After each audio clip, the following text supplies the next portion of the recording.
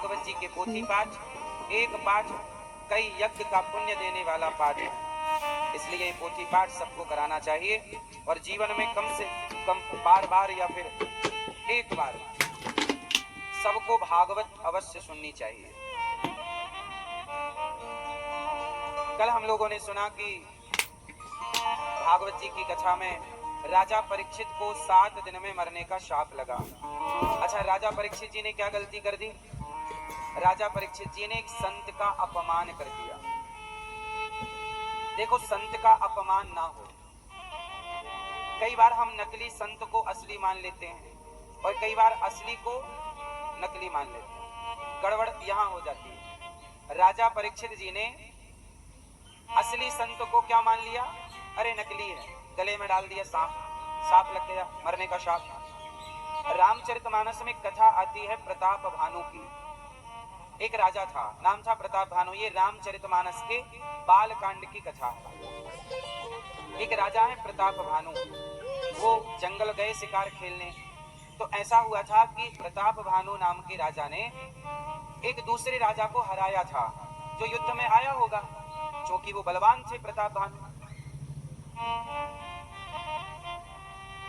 और धर्मात्मा भी थे। तो उन्होंने एक राजा को हरा दिया। तो वो जो हारा हुआ राजा था वो वापस अपने घर नहीं गया।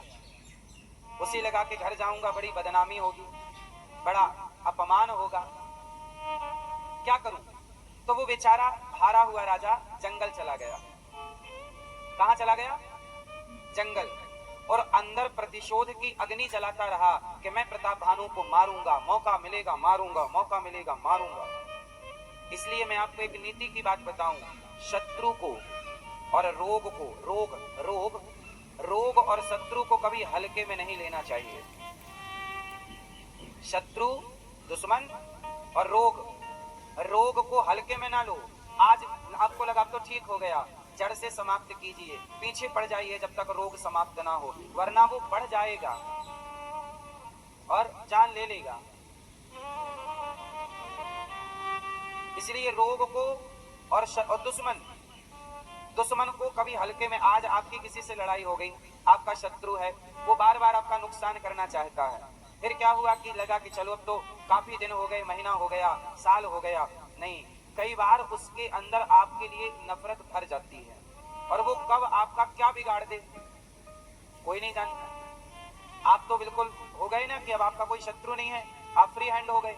देखा, वो मौके की तलाश में कि आप कब मौका दें और कब वो आप पर अटैक करे। इसलिए शत्रु को और रोग को। अब हुआ क्या, प्रताप भानु का शत्रु जो हारा हुआ राजा है वो जंगल में गया और रहने लगा जंगल में।